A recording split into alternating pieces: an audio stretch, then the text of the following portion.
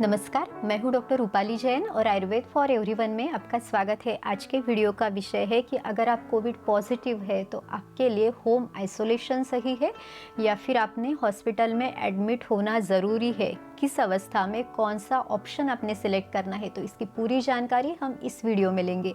पूरी जानकारी के लिए वीडियो आखिर तक ज़रूर देखिए और अगर आपने हमारे चैनल को सब्सक्राइब नहीं किया है तो सब्सक्राइब भी ज़रूर कीजिए।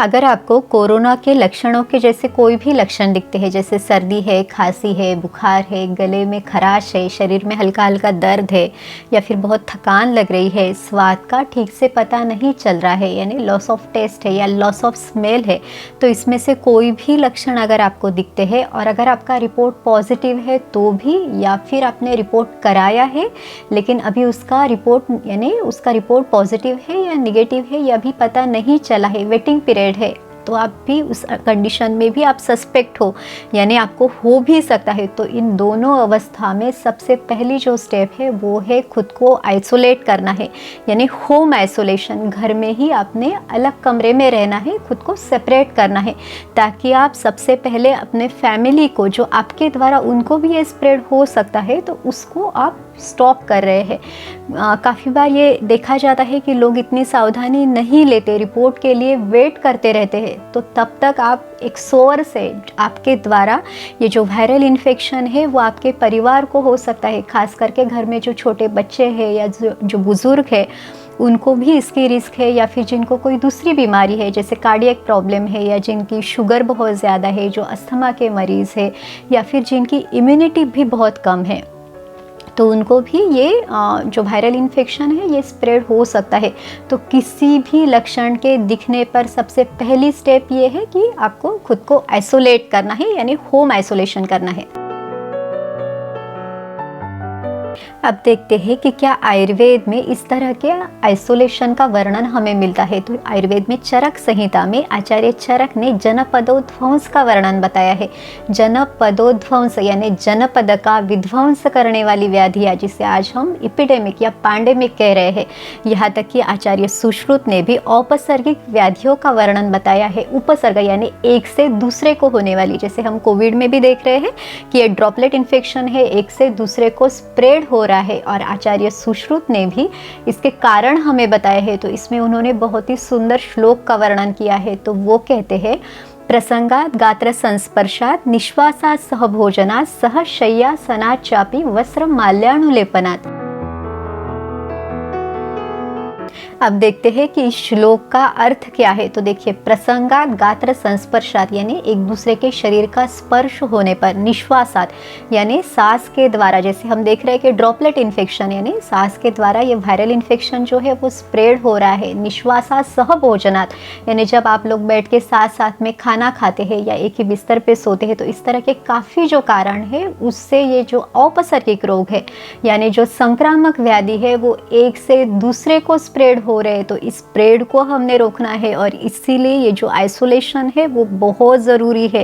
ये जो सभी चीज़ें उस समय में भी बताई गई है, आज भी हम लोग जो सोशल डिस्टेंसिंग है या फिर जो मास्क पहन रहे हैं, ये सब चीज़ें उसी के अंदर है और आयुर्वेद में भी ये हज़ारों साल पहले हमें बताई है। तो इस तरह से जैसे एक दूसरे के कपड़े इस्तेमाल करना है, तौलिया इस्तेमाल करना है, साबुन इस्तेमाल करना है या साथ साथ में रहना है, साथ साथ में खाना खाना है, तो ये सब चीज़ें हमने रोकनी है और इसी को जो होम आइसोलेशन है वो कहा जाएगा।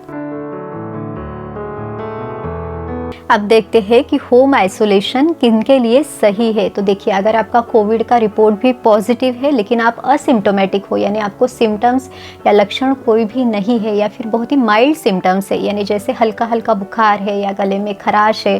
थोड़ी सी सर्दी है या थोड़ी खांसी है, इस तरह से आपको है लेकिन ये बहुत ही माइल्ड सिम्टम है, या फिर आपको बहुत ज़्यादा कोई वीकनेस नहीं है, आपकी जो नॉर्मल एक्टिविटीज़ है वो आप अच्छे से कर रहे हो, आपका जो खाना पीना है वो भी अच्छे से है, आपके जो वाइटल फंक्शंस है, यानी आपका ब्लड प्रेशर है, पल्स है, रेस्पिरेशन है, ये सब नॉर्मल है, या फिर आपका जो SpO2 है यानी जो ऑक्सीजन सेचुरेशन है वो 94-95 के से वो ज़्यादा है, तो इस अवस्था में आपकी कंडीशन एकदम स्टेबल है। इसके साथ ही अगर आपको दूसरी कोई बीमारी नहीं है, यानी जो रिस्क फैक्टर हो सकते हैं, तो इस तरह से आपको कोई बीमारी नहीं है, आपकी हर एक अवस्था एकदम परफेक्ट है, तो इसमें आपने होम आइसोलेशन ही करना है, आपको हॉस्पिटलाइजेशन की ज़रूरत नहीं है। लेकिन हाँ, अगर किसी का रिपोर्ट निगेटिव है तो वो उन लोगों ने भी, अगर उनको ये लक्षण दिखते हैं तो उन्होंने भी होम आइसोलेशन में खुद को रखना है, क्योंकि कभी कभी इनिशियल स्टेज में रिपोर्ट हमें निगेटिव दिखता है, लेकिन कुछ दिनों के बाद रिपोर्ट भी पॉजिटिव हो सकता है। तो कम से कम जब तक आपको सिम्टम्स है तब तक तो भी आपने खुद को आइसोलेट करना है। अब ये देखते हैं कि हॉस्पिटलाइजेशन किसके लिए सही है या किसके लिए ज़रूरी है। तो देखिए, अगर आपका कोविड का रिपोर्ट पॉजिटिव है और आपके जो सिम्टम्स है वो भी बढ़ते जा रहे हैं, यानी 4-5 दिनों के बाद भी ये जो सिम्टम है वो कम होने की जगह बढ़ रहे हैं, यानी जैसे बहुत ज़्यादा तेज़ बुखार है या फिर उल्टी हो रही है, जुलाब हो रहा है, आपकी नॉर्मल एक्टिविटीज़ भी आप नहीं कर पा रहे हैं, आपकी सांस फूल रही है, जो SpO2 लेवल है वो भी 94-95 के नीचे जा रहा है, आपको जैसे आप बोल रहे हैं तब भी आपको सांस फूल रही है, या थोड़ा सा चलने पर भी आपकी सांस फूलती जा रही है, या फिर घर में आपकी देखभाल करने के लिए कोई नहीं है, आपको बहुत ज़्यादा थकान महसूस हो रही है, तो इन सभी अवस्थाओं में आपके पास हॉस्पिटलाइजेशन का ऑप्शन है। इसमें भी आप आपके नज़दीकी जो भी चिकित्सक है उनकी सलाह ले सकते हैं। आजकल तो फ़ोन पे या फिर वीडियो कॉल पे भी आप उनकी सलाह ले सकते हैं, तो वो भी आपको गाइड कर सकते हैं। अगर आप चिकित्सक के पास जा सकते हैं तो आपके वाइटल्स जो है, यानी ब्लड प्रेशर, पल्स है, रेस्पिरेशन है, ऑक्सीजन कितना है, वो सब आपको चेक करके वो आपको बता सकते हैं कि आपके लिए हॉस्पिटलाइज होना कितना ज़रूरी है, या फिर जिनको कोमॉर्बिडिटीज़ है, यानी दूसरी कोई बीमारी है जो आपके लिए रिस्क हो सकती है, तो उस अवस्था में भी आप हॉस्पिटलाइज हो सकते हैं। लेकिन आगे जाके बेड नहीं मिलेगा, सिर्फ इसके लिए अगर आप एडमिट होना चाहते हैं तो ऐसा ना करें, क्योंकि ये बिल्कुल सही नहीं है। अगर लोग ऐसे ही करते रहे तो जिनको समय पे बेड की ज़रूरत है उनको बेड नहीं मिलेगा, तो आवश्यकता देख के आपकी अवस्था के अनुसार, आपकी जो फिज़िकल कंडीशन है उसके अनुसार ही आपने ये ऑप्शन सिलेक्ट करना है कि आपको घर में रहना है या फिर आपको हॉस्पिटलाइज होना है।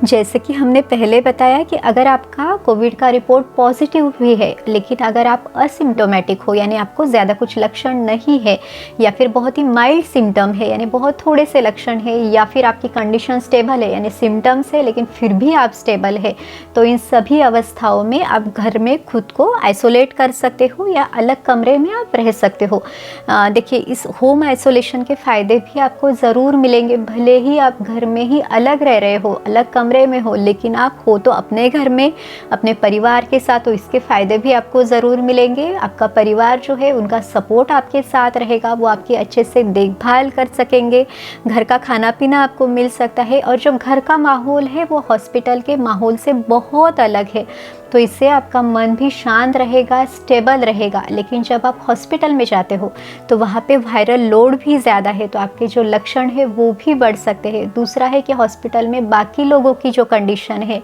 वो देख के आपके मन का जो डर है, जो चिंता है वो बढ़ सकती है। किसी दूसरे की तबीयत बिगड़ रही है, या किसी को ऑक्सीजन लग रहा है, किसी को वेंटिलेटर की ज़रूरत है, या फिर किसी की डेथ हो रही है, तो ये सब चीज़ें आपके मन का जो डर है, आपकी चिंता, आपकी एंग्जाइटी, इन सब को बढ़ा रही है। और आयुर्वेद में स्पष्ट रूप से बताया गया है, विषादो रोग वर्धनानाम, यानी ये सब चीज़ें आपकी बीमारी को बढ़ा सकती है। तो इसलिए ज़रूर सोचना है कि ज़रूरत होने पर ही हॉस्पिटल में एडमिट होना है, और इसके लिए आपके नज़दीकी चिकित्सक की आप सलाह ले सकते हैं, उनकी राय लेके आप कर सकते हैं। लेकिन खुद ही आगे जाके बेड ना मिले, इसके लिए सिर्फ हॉस्पिटल का जो ऑप्शन है वो कभी भी नहीं सोचना है कि आगे जाके बेड नहीं मिले तो अभी तक जाके रहते हैं,